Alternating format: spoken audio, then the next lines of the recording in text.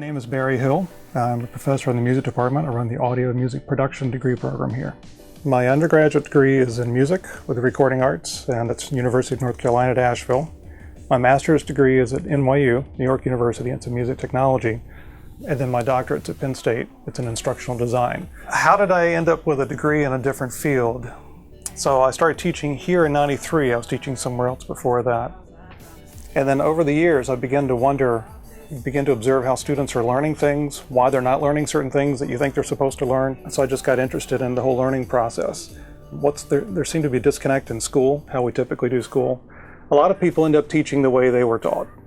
So how do you teach a class? Well, let's see, when I was in school, they did it this way. They assigned chapters to read, and then you did tests and things like that, right? And that just didn't seem to connect for me very well. So I just started spending time looking into it. What's the whole psychology behind it, the whole thing? How do people learn things? And then I started having children, and I watched them learn stuff. It's like they didn't take a test, they didn't read a book, they just started learning how to do things. So how'd you learn how to play your instrument? You didn't just read a book on it and take a test on it. You picked up the instrument, you played it for a long time, and you had people to show you how to play it better. Someone wanted to learn how to play basketball. Here's how school would do it. They would send you to a class, and then you had to read these chapters on the history of basketball and all the dimensions of the court and all the rules and that kind of stuff, and you would take tests on every chapter.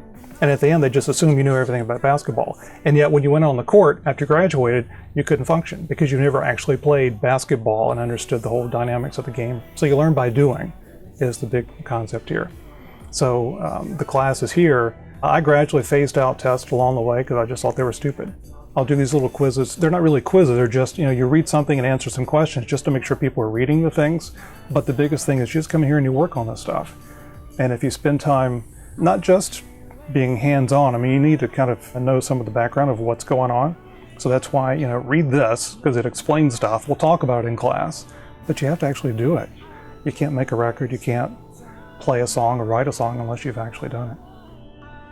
So how much has education changed over the years? Not enough. The system makes it really hard, especially these days because we've got much worse with testing. Standardized testing has become a terrible, terrible, huge thing. They have to be able to pass these tests, so they spend all their time working on test material rather than getting out and exploring and building and experimenting and things like that. So there's a huge need to change. The other problem with education is that it's very conformist. We want everybody to look the same and act the same in a classroom, regardless of what you're interested in.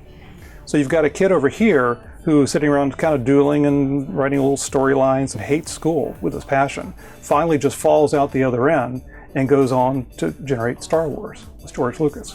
Walt Disney, same story. All these famous people that are successful and creative in their fields did so in spite of a system that tried to force them down a certain road.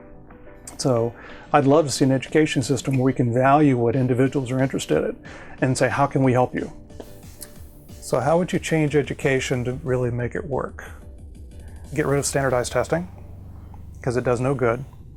We're so focused on ranking Johnny versus Jane versus Jill versus Jonathan to find out who's better at passing that test, when in reality, it doesn't really matter. And we've seen that test scores make no difference in terms of how people function in life and succeed. So get rid of all that stuff. That's hard because it's a big money industry. It's a huge money industry. But you get rid of standardized testing, and you go back into the schools and focus on what we have done years before and what many schools are trying to do now. Again, getting back to letting students kind of explore what they want to do. Finding opportunities for students to explore areas that they're interested in. The biggest thing that helps people learn stuff and find their way in life is apprenticeships. And that's how people learn, decades and centuries ago. They learn because I think I'm interested in printing or something like that. So they go hang out with a printer and go work for them. And they would learn the trade working with this printer. What bothers me is that you have a lot of people, they're in high school and they feel trapped in a system. They hate it. They don't know why they're trapped. They just know they hate high school. And you ask them, what do you want to do? And they all have interests, things that they really want to learn and explore, but they're stuck, having to do math. And so the best thing you can do there is encouraging a couple things. One is they have to understand that they're not dumb. Just because they're not good at math or they're not good at the science class or whatever, they're not dumb. And school is especially good at convincing people that they're stupid if they don't fit their mold. And I've had friends that grew up that way, and they were extraordinarily creative, fun people, but to this day they think they're just not as smart as everybody else because what they did wasn't valued in school. It takes a good teacher that understands the difference and can spot that and kind of show them some different things on the side. Parents are the first line of defense. If you got parents there that see their kid, every parent that pays attention to their kid knows what they're interested in. And so explore that, find opportunities. Yes, they have to go to school, they have to finish. Now these days there are different options for school too. So maybe you don't have to go through a traditional four-year high school. Go to an art school or an engineering kind of a thing. So there are ways to get out these days that we didn't have before. But just help people find these interests in connecting with other people, maybe friends of the family or professionals or whatever in the area. Say, hey, my kid's interested in such and such. Can you like kind of just show them a few things? Because then they see a longer term goal. So what can the average person do to change education? That's tough. Part of it is being active with your school district, being active in school. Some schools and some teachers are open to that kind of thing, and many of them are very resistant. But you have to try something. At least help your own kid. And what I do is I'll talk to other parents and just encourage them and help them to understand your kid doesn't have to be stuck in this situation forever. So you start small. You help people around you. You see if you can get connected with your local schools and make a difference that way. There are a lot of prominent people around the world that understand this has to change, and they've been calling for this forever.